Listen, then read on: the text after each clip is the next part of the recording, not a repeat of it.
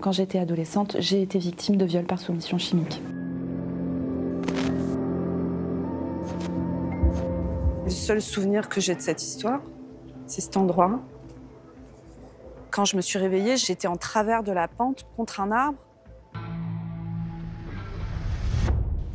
Ça te fait mal quand je touche? J'ai choisi d'être médecin généraliste. Donc tu vas respirer très très fort avec ta bouche. Et donc je suis au plus près du quotidien des gens, de leur histoire de vie.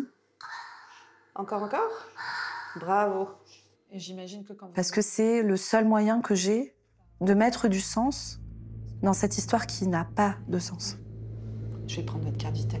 La soumission chimique, c'est le fait d'administrer à une personne un produit psychoactif dans le but d'altérer sa conscience, de manière à pouvoir lui imposer des choses. Alors la majorité du temps, c'est à but d'agression ou de violence sexuelle, mais ça peut être dans tout autre cadre. Par exemple, on peut vouloir faire que son enfant dorme ou faire que son conjoint se taise et dorme le soir.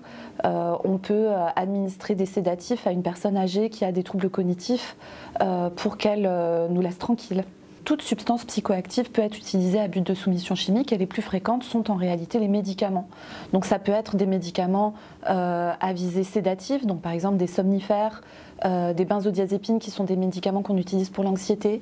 On peut utiliser des médicaments aussi antidouleurs ou des anti-allergiques. Et après, dans les drogues, on va dire dans les substances psychoactives illégales, on retrouve énormément de substances différentes. On pense toujours au GHB qui entraîne une amnésie et une désinhibition de la personne, mais en fait on peut aussi utiliser des substances qui ont un effet désinhibant, qui donnent envie aux gens d'avoir du contact, comme la MDMA ou la 3-MMC par exemple. La majorité des médicaments utilisés vont avoir pour effet de sédater la personne, c'est-à-dire que la personne va être endormie plus ou moins, voire même plongée dans le coma si on utilise des doses qui sont extrêmement fortes. En France, on est très prescripteur de médicaments en règle générale et ça se voit sur tout un tas de médicaments, des antibiotiques aux anxiolytiques par exemple, et on est particulièrement prescripteur de benzodiazépines qui sont parmi les molécules qui sont les plus utilisées pour la soumission chimique. C'est le Xanax par exemple, l'alprazolam, c'est le Lexomil, le bromazépam, c'est le Seresta. Ces noms vous disent probablement quelque chose parce que beaucoup de médecins en prescrivent en quantité relativement importante. Et c'est une particularité française, c'est une vraie question à se poser, nous médecins prescripteurs, de l'impact que peuvent avoir ces molécules, à la fois sur les personnes, mais aussi comment elles peuvent être détournées et utilisées. Cette particularité française, elle s'explique par plein de choses. On est formé d'une manière qui fait qu'on est habitué à beaucoup prescrire. En France, ça paraît très étonnant de sortir de chez son médecin sans ordonnance de médicaments. Par ailleurs, la majorité des symptômes qui nécessitent d'utiliser des médicaments comme les benzodiazépines sont des symptômes psychiques et ces symptômes-là pourraient se régler par exemple avec des psychothérapies, sauf qu'actuellement en France, l'état du soin en psychiatrie et l'accès aux psychologues est extrêmement compliqué. On manque de personnel, on manque de moyens humains matériels et en plus les psychologues ne sont pas forcément remboursés par la sécurité sociale.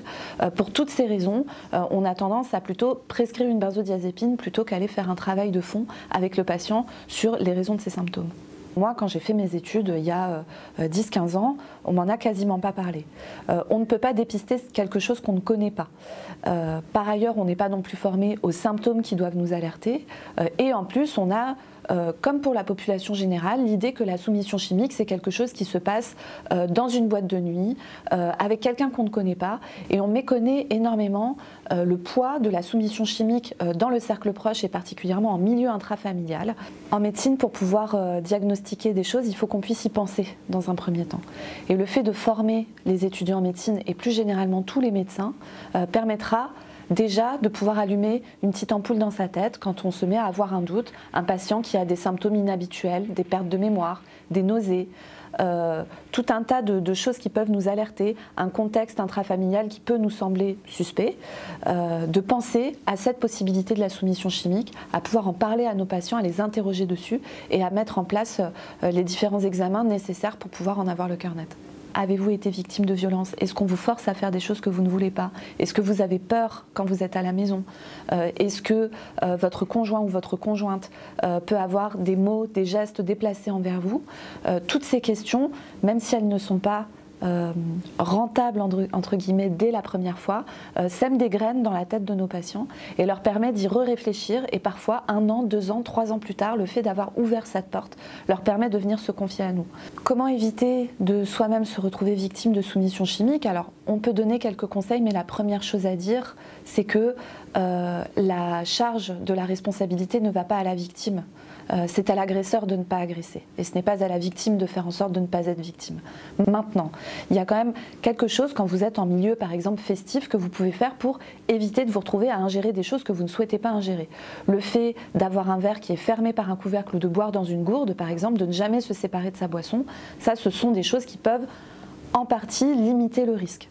La soumission chimique est un problème extrêmement large qui peut notamment concerner même des enfants, voire même des bébés. La plus jeune victime enregistrée de la dernière enquête de la NSM sur la soumission chimique à 9 mois.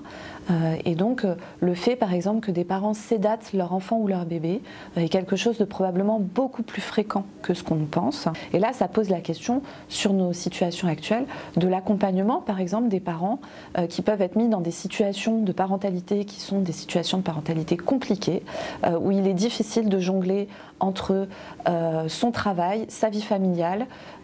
C'est encore plus vrai quand les parents élèvent seuls leurs enfants, et particulièrement quand les mères élèvent seuls leurs enfants. Il s'agit d'une question là, générale d'accompagnement des jeunes parents face à leurs enfants.